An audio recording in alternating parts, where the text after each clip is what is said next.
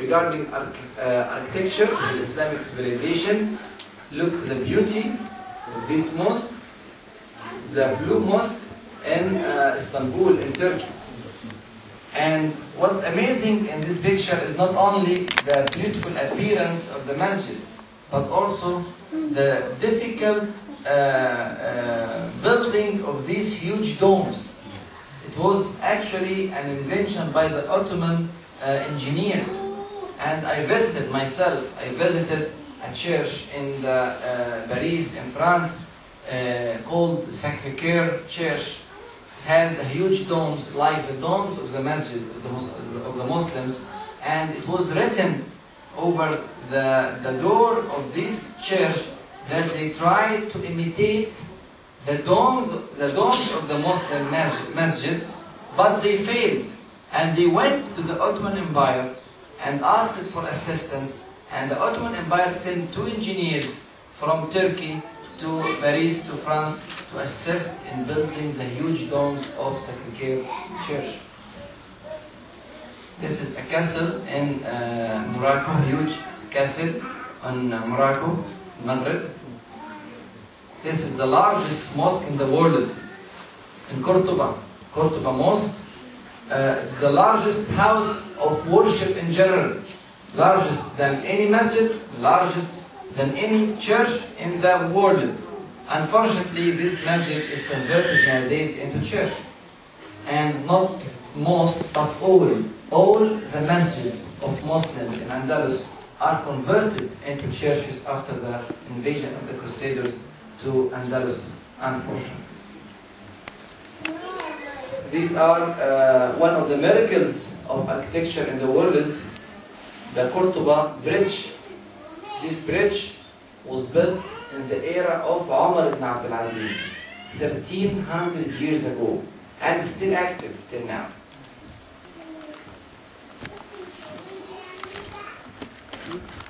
And this is Al-Hamra Palace.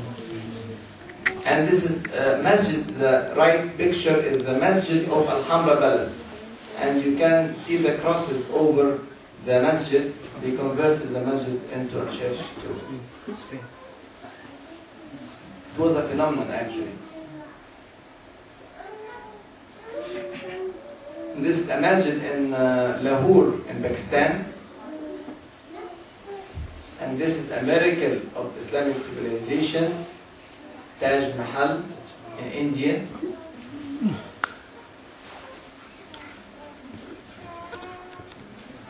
Regarding industry in Islamic civilization, we are very, very developed in industry. Industry of paper, of course, is very developed in our civilization. Industry of sugar, we produce sugar to Europe. Industry of textile. And industry of ice. We are able to sensitize ice in this hot weather, and one of the caliphs of Abbasian state, when he went to pilgrimage from Baghdad to Mecca, he carried with him ice from Baghdad to Mecca. He was able to maintain the ice in its icy form for this long distance in the hot desert. Also, we are very developed in the industry of dyes, very accurate and permanent dyes. Look to the high quality of paints. These pictures are drawn 1200 years ago and still preserve the colors of each detail. Look to the beauty of this Masjid, Al-Sulaymaniya in Istanbul, in Turkey. The color dome still preserving the same colors. And let us imagine the Cordoba city at 350 Hijri, 1000 years ago. Let us imagine this huge city contains 28 counties, 13,000 houses, and has 500,000 or more than 500,000 residents, and it comes in the second rank regarding population in the world after the first city, Baghdad. Baghdad has residents exceeding 3 million, number one in the world. The second one, the Muslim city, Cordoba, 500,000 residents, and the third city in the world in population is also a Muslim city, Seville or Ashbilia in Andalus. Contains also a paved streets and lighted streets, specialized markets. There is no one market for the whole city. A lot of markets in the same city. Each market is specialized in some trades. One of the specialized for food, one for animals, one for birds, one for gold and silver, one for weapons, for books, for paper, and etc. And in one city we have